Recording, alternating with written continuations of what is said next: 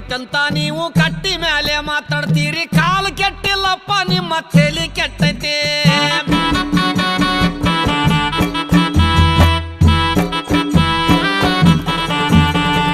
ಈಗಿನ ಹುಡುಗರೆಲ್ಲ ತುರ್ಬ ಜುಟ್ಲ ಹಾಕ್ತಾರ ಹೂವ ಇಡುವುದು ಒಂದೇ ಈಗ ಬಾಕಿ ಉಳ್ದೈತಿ